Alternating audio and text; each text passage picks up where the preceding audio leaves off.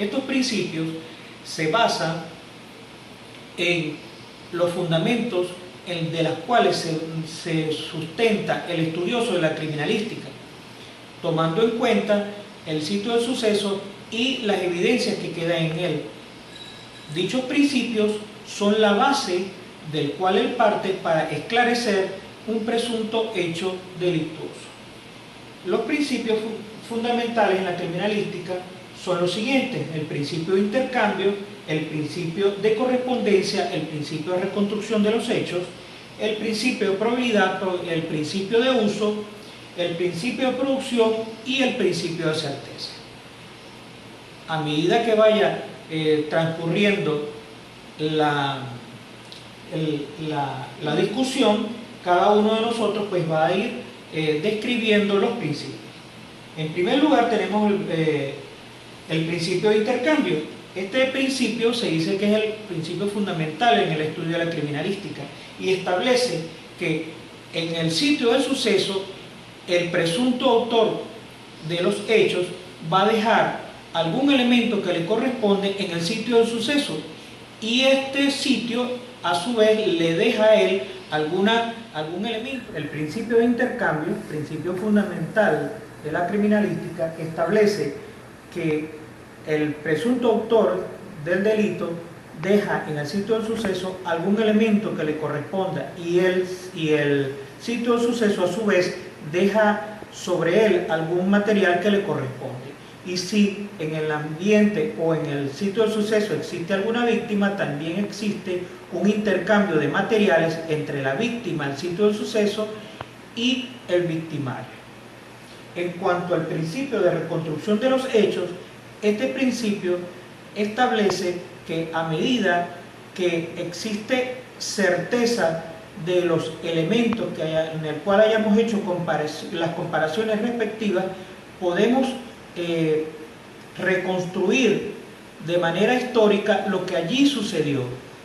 El principio de uso establece que con ocasión de la realización de un hecho presuntamente delictuoso, el autor material utiliza algún elemento, ¿verdad?, que puede ser de un origen mecánico, de origen físico, de origen químico, que va a dejar rastros, evidencias que pueden ser levantadas por el experto criminalista y hacer el respectivo estudio de estas evidencias.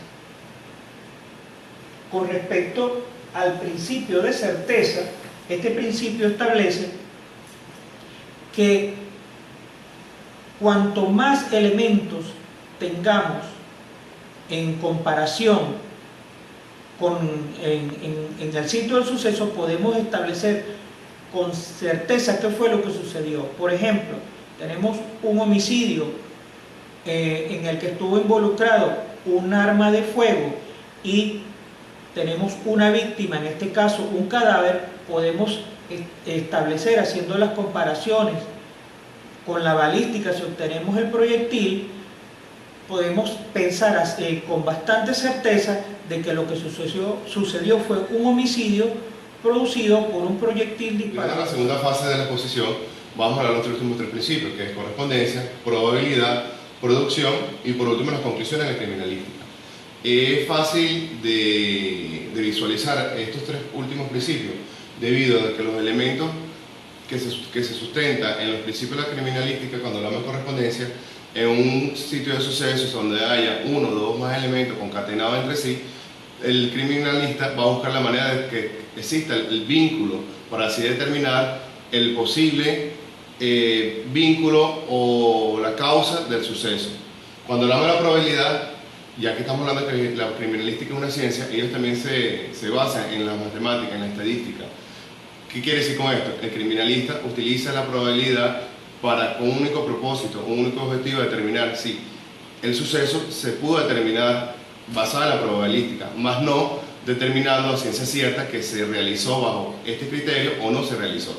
Esta probabilidad, basada en la estadística, va a llevar a un acercamiento de la realización o no realización de algún hecho delictivo, con el único propósito de aclarecer todos los indicios que conlleven o vínculos de determinar las causas de ese hecho delictivo. Por último, la producción.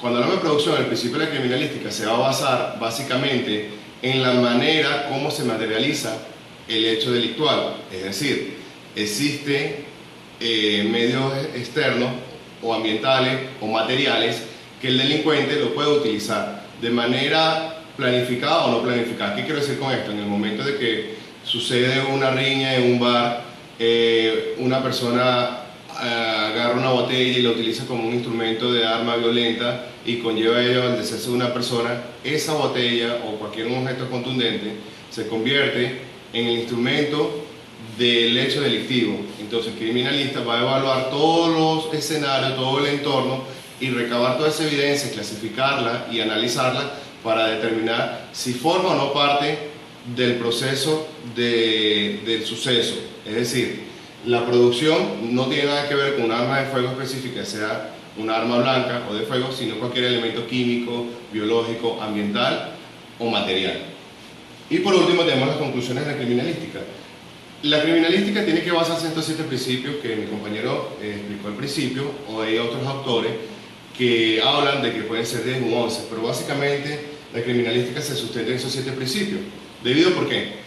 Porque en ello evalúa todos los factores externos e internos de manera intencional o no intencional que tienen incidencia en el suceso o en el sitio del suceso. ¿Debido por qué?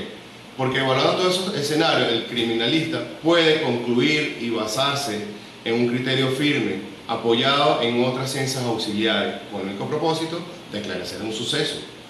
Podemos concluir también que la criminalística tiene un único propósito de ser una ciencia exacta, pero por ser una ciencia, tiene que apoyarse en otra ciencia, llevando con ello la única conclusión del criminalista va a basar su criterio objetivo, no subjetivo, basado en la ciencia y los criterios.